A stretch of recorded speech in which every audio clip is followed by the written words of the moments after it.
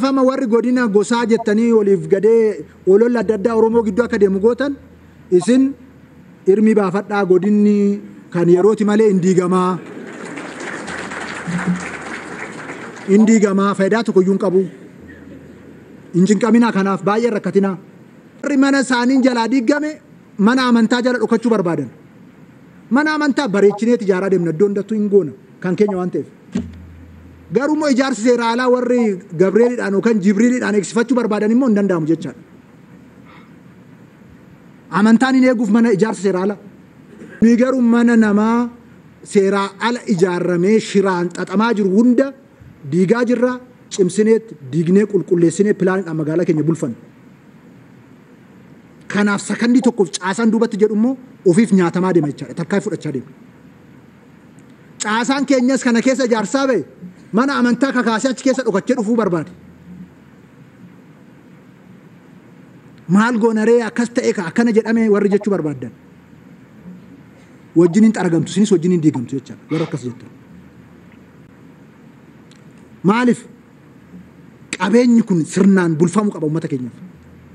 Miidhamne kaleessa godaannisa meeqa qabna. Har'as immoo maqaa adda addaatiin nu keessa ta'anii godaannisa warra nutti uumuu barbaadaniif hiree kennuu nurra hin jiraatu jechaadha. Dhimma nageenyaa diinota saba keenya kan ta'aniif daldala siyaasaa ta'ee jira. Firoota keenya kan ta'anii fi sabichaaf immoo akka waliigalaatti warra gaggeessinu kanaaf immoo bu'uura mataa ta'ee jira jechaadha. Guyyaa guyyaadhaan wanni kafalamaa jiru salphaa miti, gatiin kafalamaa jiru salphaa miti. Inni kun qaala'insa jireenyaatiif wanni mataa isaa danda'e qaba. Xiinsammuu hawaasaatiif gahee mataa isaa danda'e qaba. Akka waliigalaatti immoo seenaa Oromoo keessatti godaannisa mataa isaa danda'e qabaata jedhanii ilaaluun barbaachisaa ta'a jechuudha. Saba guddaa waliigalee kan ofii miti kan biraatu hiikuu kan danda'u akkamitti kan isaa ta'ee hiikuu dadhabe jamana kanatti kan jiru yaaduun baay'ee barbaachisaa ta'a jechuudha. Dhimmi kun naanna'ee waraana lammaffaa addunyaa yoo ta'e nagaadhaan hiikama. Olaantummaa seeraa eegsisuun waan tokko ta'e nagaadhaan hiikamuu danda'u ture jiraata kan jiru consistently ejjennoo guddaa qabna jechuudha. Taa'ii caffee Oromiyaa oolmaa har'aa arramee kana haga tokko waliin dhageeffannaa gaafii ka'ee fi akkasuma deebisaa kenname waa'ee nageenyaa, waa'ee shaggarsiitii, waa'ee karoora fuulduraa akkasuma Oromiyaan fuulduraa fi godinas akka qabaatuudhaaf hin teenne godinni akka diigamuudhaa deemu gaafiilee ka'an ka garaagaraa irratti jechuudha. Deebisaan kennameeti jirame kana haga tokko waliin dhageeffannaa isin dhageeffachiisa. Ana Abdul Abduu Moobaala Biraay bagara deebiidhaan gara chaanaala kiyyaa dhuftan isiniin jedha. Jalqaba irratti osoo karaa caffee kanaatiin dabarree haadha qabsaawaa Hamzaa Booranaa harmeen isaa kaleessaa balaa konkolaataatiin lubbuun isii dabarteeti jirti. Haati nama kamiitiyyuu garaa nama nyaatti. Haati nama kamiitiyyuu hogguu lubbuun isii dabru nama maratti. Keessattuu balaa tasaa akkanaatiin haati qabsaawotaa kan gartee akka haadha kiyyaa fi keetii dhuunfaadhaatti ilma isii itti hin fayyadamini. Fakkeenyaaf Hamzaa Booranaa kan akka gaafa reediyoo daandii haqaa jiru moggaaseetiin biyyarraa gaafa wayyaanee jalaa baqatee irraa jechuudha. Tarii akka ilma isiititti haja itti bahachuu dhabuu dandeessi jechuudha. Duuba qabsaawonni hundinuu harmee isaanii akkanuma akka dhuunfaatitti yoo ilaaltan fakkeenyaaf ilma isaanii san argatu malee eega inni gartee bakka namummaa sila haadhaa fi abbaan itti fayyadamaniif yookiin uf dandahee yeroo isarraa haftetti haadhaa fi abbaa isaa tajaajilutti garuu saba tajaajilan jechuudha warroonni gartee maatii qabsaa'otaa irraa dhalatan. Kanaafuu duuba haati qabsaa'otaa akkasii sun haati qabsaa'oo akkasii sun yeroo lubbuun isii dabartu keessattuu balaa makiinaatiin hedduu takka namatti dhagahama. Hundaafiyyuu ka Hamzaadhaaf rabbiin jajjabina haa kennu. Balaa makiinaatiin kan isin duuta ammoo kanattuu waan nama gaddisiisu yeroo inni mana booletti ijaareefiti guyyaan eebba mana saniitis boru jedhama garuu tarabbi jedhe malee ulamtu gara mana dhugaa isiititti godaante jechuudha. Hedduu takka nama gaddisiisaa jechuudha ka. Hamzaa Booranaa rabbiin obsaa siifaa kennu harmeetee fuulli rabbiitti haa tolu jenna ka. Haawwalii qabsaa'otaa kanneen gadaamis isaanii yeroo hundayyuu madaadhaa ilma isaanii akka dhuunfaatitti ittiin fayyadamne akka nama fakkeenyaaf keessattuu siyaasa biyya keenyaa ka akkuma beekamu akka nama irraa yookiin du'ee irraa sabbaree tokkootitti akkasitti ilma isii ammoo du'ees osoo irraa du'eettes osoo irraan sabbarree akkasumatti ammoo cinqamaa yeroo isin jiraatutu irra dheeraadha jechuudha. haala akkasii cinqii akkasii dabarsiti yeroo takka jechuudha. Fakkeenyaaf amma Hamzaa Boronaa gaafa wayyaanee keessa gaafa biyyarraa baqateetiin namni kun eessa jira akkasii biyya keessa jira moo ala jira akkami kan jedhu haga gartee inni suuraan isaatu eega gartee wayyaaneen kufte boodaadha jechuudha. Kan ijaan agarree eega jijjiiramni kun dhufe jedhamee booda jechuudha. Kanaaf harmeen qabsaa'ota kanaaf garaa nama yaatti wanti hin jedheef kanaaf garuu hundaafuu namuu guyyaa isaan dabrukaa boqotteeti jirti sirni awwaalcha isiidha har'a geggeeffameeti jira jechuudha. Hamzaa Boronaatiif jajjabina akkasuma fira isaanii hundaafuu Rabbiin haa obsa haa kennuufi jennaka. Tole hayyee karaa caffee oolmaa caffee Oromiyaa kanarraa oolmaa caffee Oromiyaa kanarratti waa hedduu gaafiilee garaagaraa rakkoolee jiran akkasuma waan gaarii rakkoo wantoota garaagaraa waan Oromiyaa keessa jiru hundarrattuu gaafii dhiyaateef akkasuma deebisaa kenname keessattuu waan ammantanaa Oromoo yaachisaatiin jiru akkasuma waa'ee nageenyaa waa'ee maqaa pilaanaatii akkasuma diigumsaa manneenii irratti walumaa galatti waan haala yeroo irratti caffeen gaafatamee fi akkasuma deebise keessaa waan murteessoodha jedhamee mee waliin dhageeffannaa. Tokko kan as keessatti kaafame akkuma reefu mata duree irraa dhageessan jechuudha. Waa'ee godina wal jalaa dabarsuu aanota wal jalaa dabarsuu irratti gaafii deebii irratti hirmii baafadhaa kan jedhu dubbateeti jira jechuudha. Pirezidaantii naannoo Oromiyaa Shimallis Abdiisaa mee kanas isin dhageeffachiisaa waan isaan jiran dhageeffataatiin irratti ammoo waliin xiinxala kenna waliin ilaalla haga dhumaatitti na waliin turan isin jedha. Jalqaba irratti waa'ee nageenyaarraa Fiqaaduu Tasammaa kana amma dura waan jedhee ni yaadattumi amman tana haga tokko jijjiiramatu jira dhugaa dubbachuuf jechumaanuu afaanumaanuu jechuudha. Afaan maal fidaa jechuu dandeessa? Afaan faayidaa guddaadha fida haguma hojiitti hiikamuu jechuu kiyya. Mee jalqaba irratti Fiqaaduu Tasammaa maal jedhe gaafiilee waa'ee nageenyaatiin wal qabateetiin gaafatame irratti. Dhimma nageenyaa kabajamoo Komishinar Kaffaaluun akka gaariitti kaasee jira. Dhimmi nageenya naannoo keenyaa kun turtiinsaa salphaa miti. Gatii kafalchiisaa jiruunis salphaa miti. Diinota saba keenyaa kan ta'aniif daldala siyaasaa ta'ee jira. Gatiin inni nu kafalchiisaa jiru salphaa miti. Akkasuma araaraafama uummata keenya godhaatiin jiru salphaa miti. Diinota saba keenyaatiif ammoo daldala siyaasaa ta'eeti jira. Ormi nutti gammadaa jira. Waan fedhaniif haa jedhan. Olola barbaadaniif haa jedhan. Fiyaa'ii caffee Oromiyaa irratti Fiqaaduun amma dura qurxummii balleessuudhaaf bishaan gogsuu qabna waan jedhuuf nama fayyadameedha. Akkuma isin hubattan jechuudha. Caffee kana irratti gaafatame jechuudha fakkeenyaaf waggaa lama dura jechuudha. I think waggaa lama dura natti fakkaata kan ifama yoo dogongore. Har'an tana ammoo wanni aarsaan gartee nuti kafalaatiin jiru salphaa miti uummanni keenya diinota keenyaa fi daldala siyaasaa ta'ee firoota keenyaaf ammoo yaaddoo ta'e jira. Mee Fiqaaduun itti hafuuf. Kan ta'anii fi sabichaaf moo akka waliigalaatti warra gaggeessinu kanaaf moo bu'uura mataa ta'ee jira jechuudha. Akkana. Guyyaa guyyaadhaan wanni kafalamaa jiru salphaa miti gatiin kafalamaa jiru salphaa miti. Inni kun qaala'insa jireenyatiif wanni mataa isaa danda'e qaba. Xiinsammuu hawaasatiif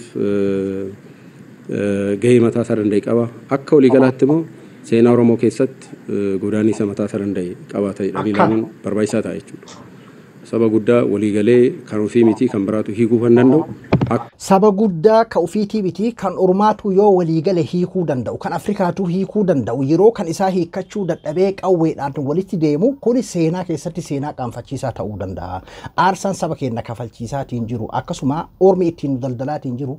Ani kuni homa saba kana keessa jiruudha jedheetiin fudha jechuun hojiidhaan hiikanii karoorri isaanii maali kana maaliif jedhanii san hiikuun akkuma jirutti tahee dhugaan jiru kanuma jechuun sabni illee kan gaafataatiin jiru kanuma bara sabni kun du'uu qofaa miti itti koflamee beeke uflameenii bollolaatiin jiran abaa'oo jedhanii biltsiginnaa jedhanii uflameeniitii bollolaatiin jiran jedhameetiin itti qoosaa bara Oromii akkuma ammanni jedhe kana jechuudha diinonni saba keenyaa jedhanii diinotni saba keenyaa suni jiraachuu ittiin daldaluu jechuun kanayyuu caffee kanarra dubbatuun akka kaleessa gartee fakkeenyaaf qurxummii goysuudhaa fi bishaan gogsuu qurxummii balleessuuf bishaan balleessuu qabnaa kaleessa jedhame sana osoo hin tahin jechi dhugaadha jechi sirrii dhugatti Fiqaaduu kanarratti galatoomuu jedheetti yaadan takaleessaa saniimi takaleessaa irratti mee ilaalaa isin amma fakkeenyaaf saba kana jidduu hagam ajandaan ta'ame gaafa qurxummii balleessuudhaaf bishaan gogsina jedhame san sabuma kana jidduu fakkeenyaaf nuti magirrisaa sooshaal miidiyaa irra jiru kana jidduu ajandaa hagam ta'ame mee yaadadhaa fakkeenyaaf qurxummii balleessuudhaaf bishaan balleessuu qabna kan jedhamte sirrii jedhee bishaan balleeffamuu qaba akkasii sabni godinni akkasii baduu qaba akkasii sabni akkasii baduu qaba warra akkasiitu abaa'uu deebasuun baduu qaba ajandaa hagamtu nu jidduu ture qoqqoodamiinsa akkamitti nu jidduu ture jechuun amma wanni sun furamee fi miti jechummaan kuniyyuu jechi fakkeenyaa fi caffee Oromiyaa irraa dubbatamu hawaasa tokkoomsa jechi caffee Oromiyaa irraa dubbatamu hawaasa diiga jechi paarlaamaa irraa dubbatamu hawaasa ijaaruu danda'a hin danda'aadha dhiifama. Jecha achirra dubbatamu hawaasa kana diiguu danda'aadha. Maaliif akkasumatti gartee lafarratti gizee gadi bu'e illee kan nutis ajandaa itti wal godhanna waan ta'eef jechuudha.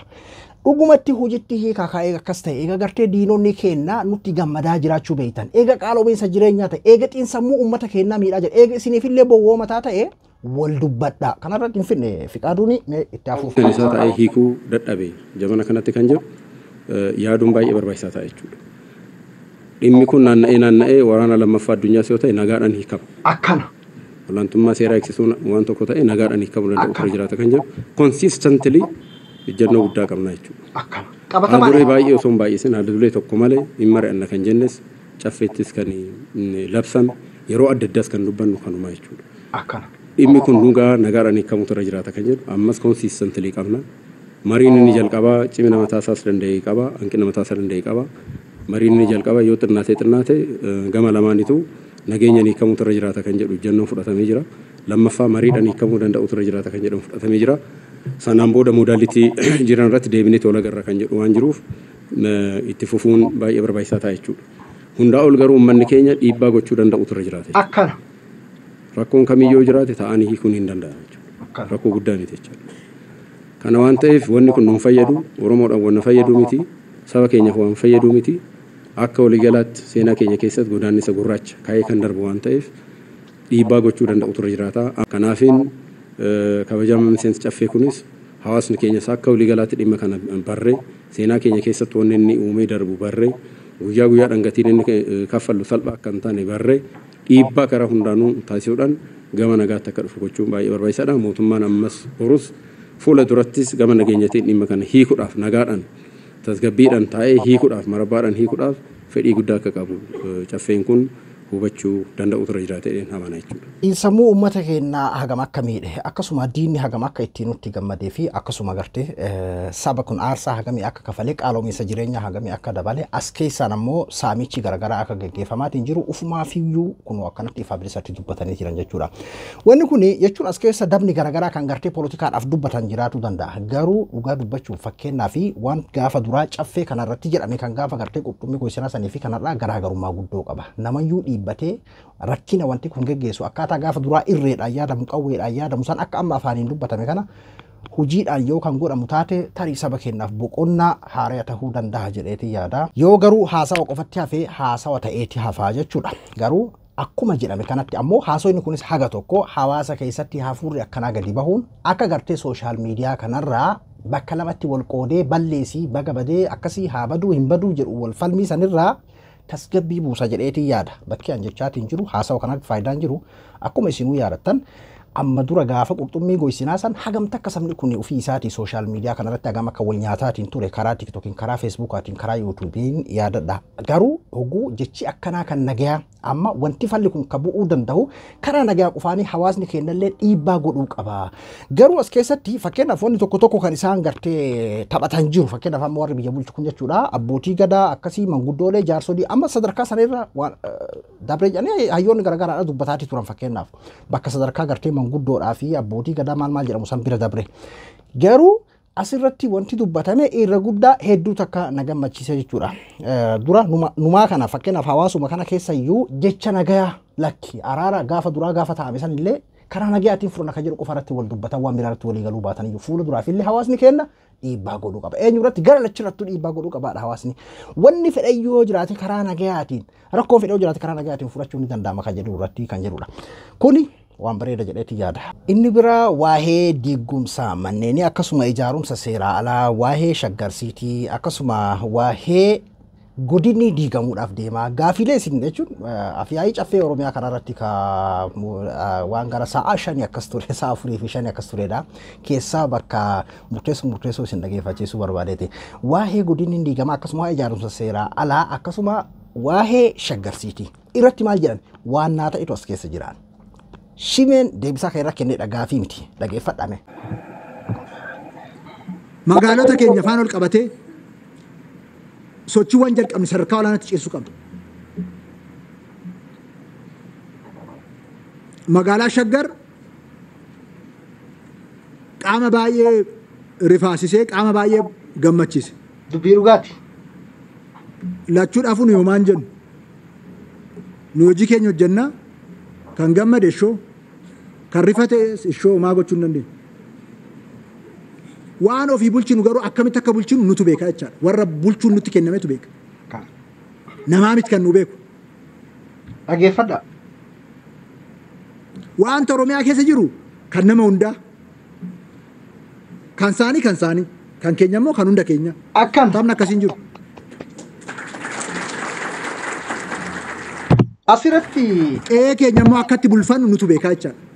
asirratti anneen cabaa dhugaa dubbachuuf jechuun waan Oromiyaa keessa jiru wanti Oromiyaa keessa jiru kan hunda kennaa kan saanii ammoo kan saanii asirratti kan isiniif gala jechuun shimee yeroo hedduu namni akka malee jarri itti aartu itti bobeettu jechuun rakkinoonni isaan gaggeessan akkuma jiru ta'e kiyya warri kan isaa yeroo hedduu garanti gubatan Dr. Abiy Caala Shimallis dubbii irraa mulqee tiima waan ta'eef jechuudha jechuun Siniif galaa miidhagu fakkeenyaa fi wanti Oromiyaa keessa jiru kenna hundaa ammoo kasaaniiti jedhe. Kanaafuu waa'ee Oromiyaa irratti dhimma shaggariin wal qabatee waa'ee magaalaa keenyaa akka itti ijaarannu, akka itti deemnu, akka itti sochoonu hunda nutu beekaa namni nuu himu hin jirudha. Kana irratti qaamni uf duuba nu deebisu hin jirudha. Mee ganatti ufamee dhageeffadha.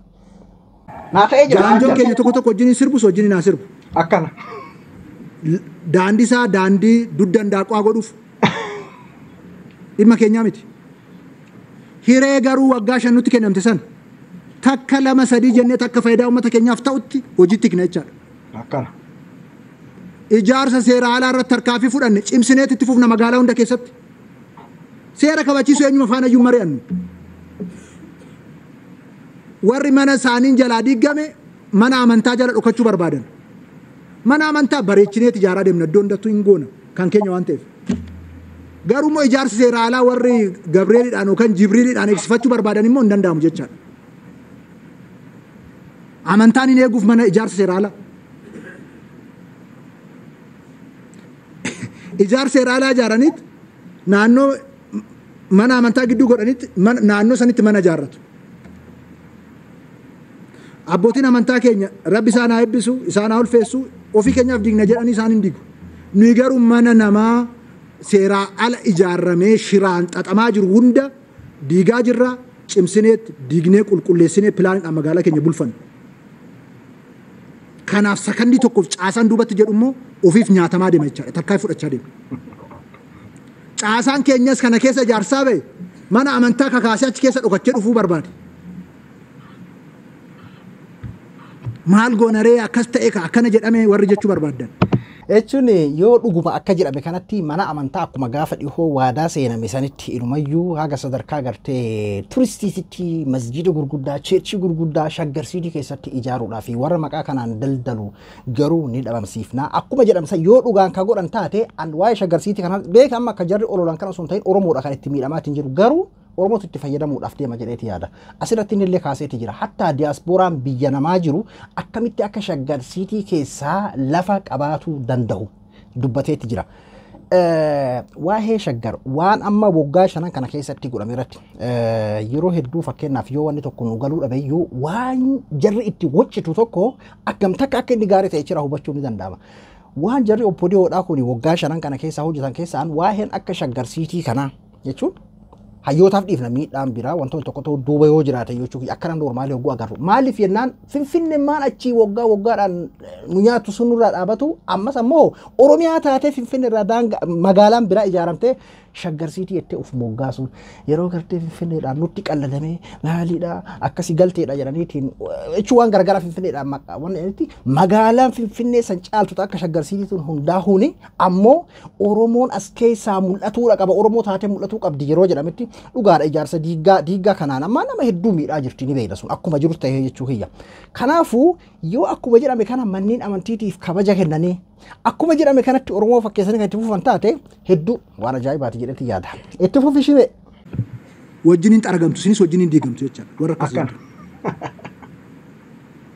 Maaliif qabeenyi kun sirnaan bulfamuu qaba uummata keenyaaf. Miidhamne kaleessa godaannisa meeqa qabna.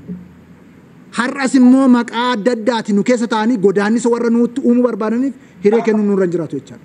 Akka irraa mulqeetti. Kanaaf hoggansi magaalaa Shaggaris magaalota kaanis cimee hojii ijaarsa seera alaa to'achuu fi seeratti galchuu cimseetti fufa jechaadha. Kanaaf warra ammas ijaaraa jiraniin birriin irraa hafee yoo seera ala ijaaran nuyi maa gochuu hin dandeenye. Maal of eeggadha warri seera alaa jechuun mana caraqaarraa keessattuu magaalota hafuura guddinaa keessa jiran jechuun magaalota fakkeenyaaf keessattuu carraan akka naannoodhaan bultu kennameef anasumaanuu ergaa isinii dabarsaa akka obboleessa keessaniititti ijoolleen biyya arabaa naannoo garaagaraa keessa jirtanii karaa qaxxaamuraatiin dallaalli isin sobee magaalota guddinaa irra jiran keessattuu aanas irratti godina irratti illee haa ta'u silaa godinni diigame jiran immoo gara godinaatti sochiin dabarre of eeggannoo godha. Akkuma dhageessan kana kunoo ifaaf lisatti kan asirratti illee ammallee deebiidhaan kan dubbatamaa jiru jechuudha. Magaalota guddina irra jiran kan dhihoo carraa naannoodhaan buluudhaa kennameef san irratti akka dallaa isin sobee lafa seeraa ala waan mootummarraan hin ta'in seeraa ala kan seera hin qabne ittiin seenina kasaaraa keessa seentanii. Hirri guddaa waan kanatti kan miidhamu ijoollee teenya biyya arabaatitti keessattuu dubartoota kushiinaa namaatitti miidhamanii wayi gadhaabadha jedhanii waan akkasitti yeroo seenan hogguu jala diigame mee ilaala. Haga sammuun isin miidhamuudhaan irratti geessaa jechuudha. Nama hedduudha akkanatti illee miidha jechuudha kana durattis. Kanaafuu of eeggadha isin jechumaaf. Seera keessa galchaa deemuun dirqama mootummaati. Adaamaa akkatti bulchinu, Bishooftuu akkatti bulchinu, Shaashamannee akkatti bulchinu, yookaan Naqamtee fi Walisoo akkamitti akka bulchinu, yookaan immoo Mayaa akkamitti akka bulchinu aangoo mana maree mootummaa naannoo Oromiyaati kabajamaa caffee kanaan heera mootummaa naannoo Oromiyaati kan kenname. Jara dhayaa jira isiniif agarru. Isa immoo karaa tarsiimaa ta'een akkamitti hoogganaa deemnaa kan jedhu immoo lafa qabsiisaa deemuun nurra jiraata jechaadha. Kanaaf magaalota keessattis bara kana hojiin gaariin hojjetamee galii maddisiisanii sadarkaa olaanaatti jijjiirama barbaadamu fiduu danda'utu irra jiraata jechaadha. Lafa faana ol qabatee kabajamaa caffee kanaaf ibsuu kanan barbaadu lafarratti karaa sadiin taphatu gaggeeffamaa jira. Akka dhageeffadha. Tokkoffaan isaan amma kaase karaa maqaa ijaarsa seera alaati. Lammaffaa qubsuma seera alaati. Akkana. Isiniif galaami? Baadiyyaa Oromiyaa keessatti kan gaggeeffamu. Sadaffaa tapha daangaratti gaggeeffamu. Akkana. Kana kan mariidhaan hiiknu hiiku kan olaantummaa seeraa kabachiisuudhaan hiiknu immoo hiikaa deemuu nurraa eeggama jechaadha. Akkuma sabaatitti wanni nu rakkisu karaa yeroo hedduu fakkeenyaaf akkuma sun yaata jechuudha karaa daangaatiin akkasuma gartee qubsuma karaa seeraa alaatiin babal'ifannaa lafaatiin jechuun yoo dhugaadhaan hojiidhaan kan godhamu ta'e jireetti beeki. Wanti kun hin dhaabbata boru siftaanis hin dhaabbatu karaa adda addaatiin itti fufuusaan oolu uummanni keenya caasaan keenya lafee waan ta'eef dhimmi lafa keenyaa dhimma duudhaa dhimma eenyummaa dhimma seenaa keenyaa waan ta'eef xiyyeeffannee sirriitti jabaanee kallattii maraan irratti hojjechuu danda'utu nurra jiraata. Bara kana magaalaa Shaggar irratti qophii hunda xumurree jirra. Diyaaspooraa biyya alaatiif jiruuf karaa baankii siinqee qusatanii qusannaa isaaniitiin mana Shaggar irratti akka ijaarratan haala guutuu mijeessineefii jirra. Carraa kanaan isaaniifis waamicha dhiyeessuun barbaada. Qonnaan bulaa horsee bulaa keenya Oromiyaa keessa jirus. Kunis diyaaspooraadhaaf carraa guddaadha yoo tarii siyaasarraa bilisa godhan akkaataan gartee amma siyaasaan deeggarsaan fakkeenyaaf namuu maqaan itti bahamee gartee yeroo gara biyyaatitti galu faarsee lafa argatu faarsee kun biliyoomii argatu faarsee lafa argatu sana osoo hin taane yoo dhugumatti diyaasporummaadhaan abbaa biyyummaatiin ilaalcha siyaasaatiin osoo hin taane qulqullummaadhaan kan argatu taate waan bareeda waan itti nafin jedheetii yaada. Biyya namaa keessa taa'ee akkamitti qusatee akkasuma qusannaa saniin ammoo akkamitti akka lafa argatuu danda'u online ayyuu akkasitti haala mijeessan waan ajaa'ibaati jechuudha. Diyaaspooraadhaaf illee carraa guddaa jedheetii yaada. Baankii siinqeetti qusatee karaa qusannaa saniin lafa Shaggaritti argatee mana akka ijaarratu. Tokko asirratti wanti na hubachuu qabdan jechoota amma jedhame kanaan jedhamaa jechuutti jira malee jechuun hojiidhaan eegalamaa akkasii maal ka jiru bitan hojii walumaa dheeyina alaaf isinillee jechuudha. Jechoonni amma jedhame kuni waan dansaa jedhetti yaada akka nama tokkootitti dhageeffadha. Haala mijeessineefii jirra.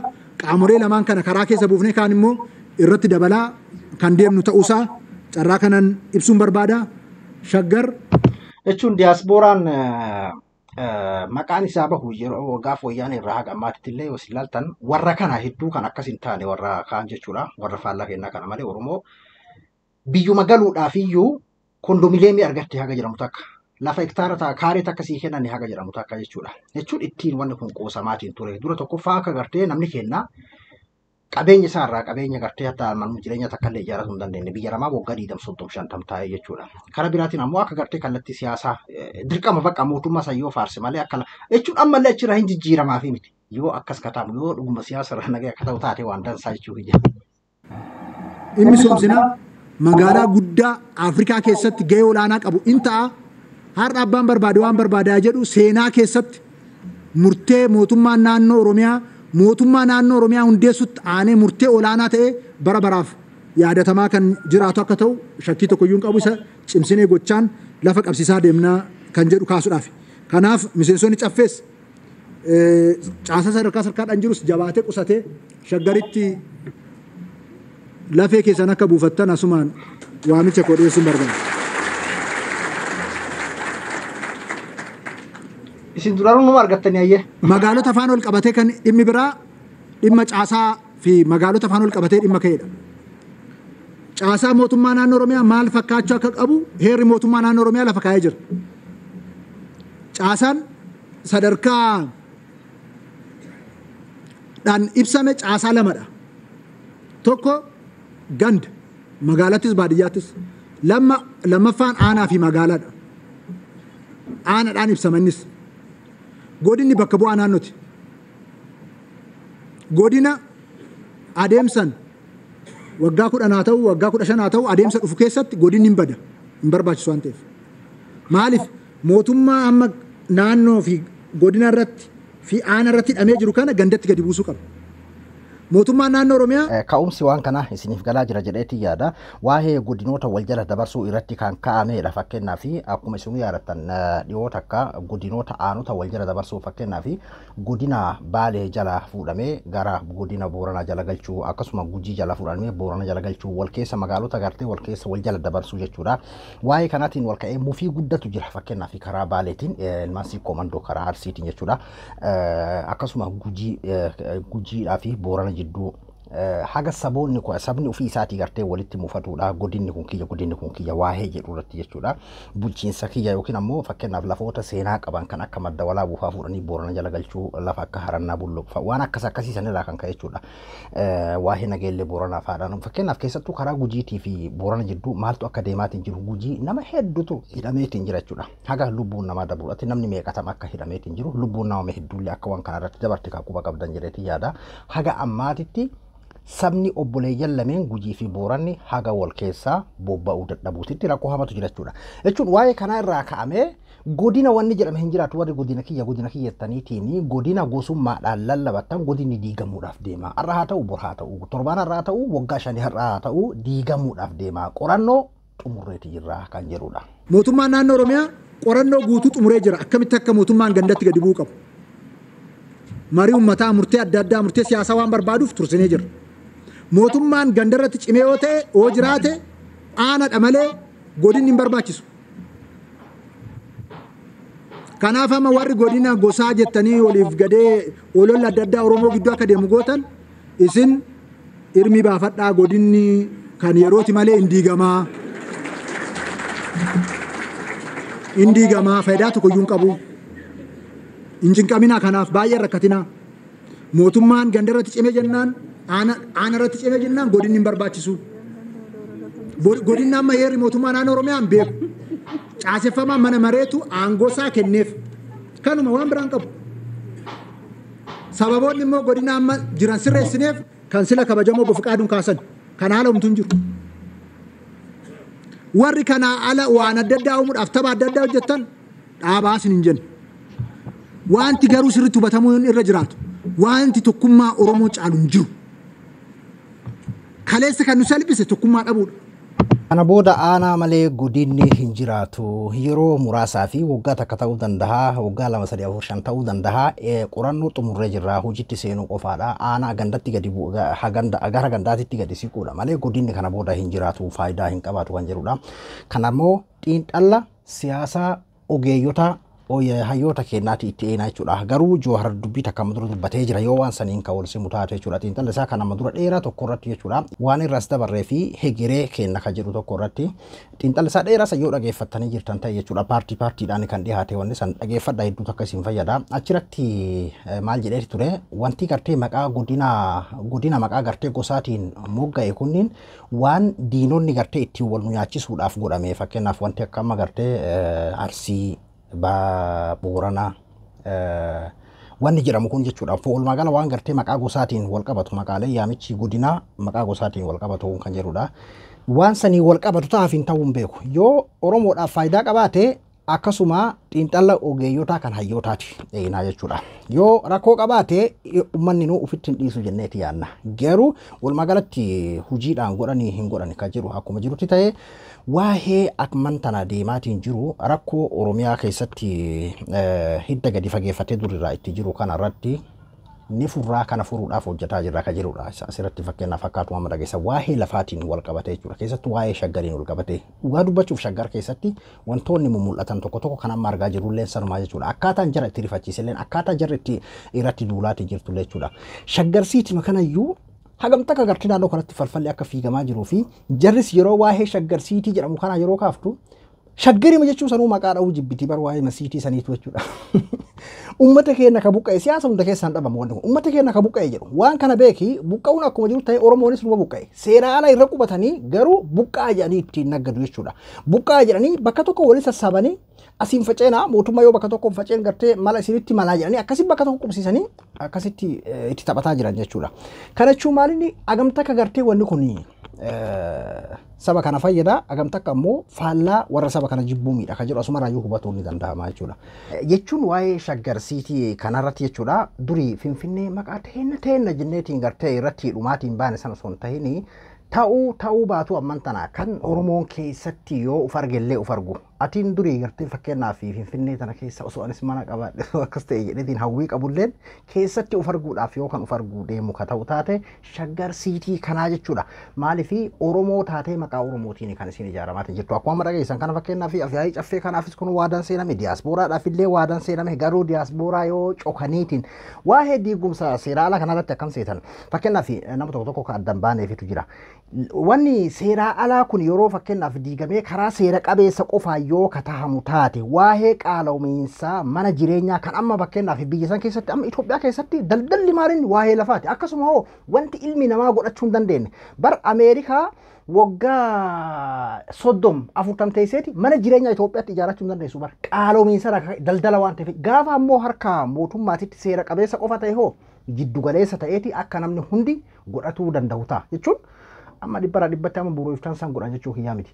Yoo seera qabeessa ta'e atiin biyya Arabaa keessa jiraatus kan biyya keessa jirus namni carraaqatu kamiyyuu mana jireenyaa argatuu danda'a.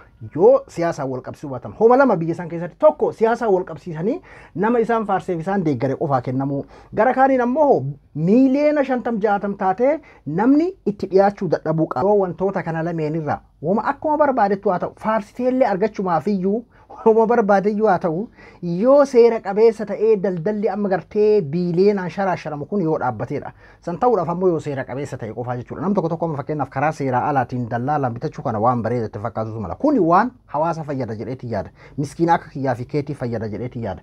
Kan achi keessatti gartee mana jireenyaa dhabee jiru isaa kiraa keessa jiraatu kana fayyada jedheetii yaada. Keessattuu shaggar amman tana Finfinneen Oromoodhaa Finfinneen teena durii jennu san dullatti amman tana dhiifne shaggar kanaaf shaggar teena jechuu qabna amma. Jechuun yoo wanni kun tartiibu amma deemu kanaan ka seera qabeessa taheetiin hawaasa akkanumatti fayyada ka ta'u ta'e jechuu kiyya. Finfinnee maan bakka itti deemtu sanirraa akkas nurraa dhaabatteetiin magaalaan biraatan Oromiyaadhaa hundaa'uun abbaan guddina ijaarachuu fuula duratti deemuu barbaade Oromiyaa shaggarsiitii keessatti akka godhuun suniyyuu waan guddaadha jedheetii yaada. Ka godina diiguudhaa kun kaa yoo akkaataa gartee amma dura hayyoon jechaa jiran jawarfaa jechaa turan saniin ka waa wal qabatu taate waliin itti dhufne agarraa yoo safaala sanis taate xiinxalla hayyootaati eeyna Abdul Abduu Mobaala biraa hanga qophii biraatii waliin deebinutti nagayaan naa tura.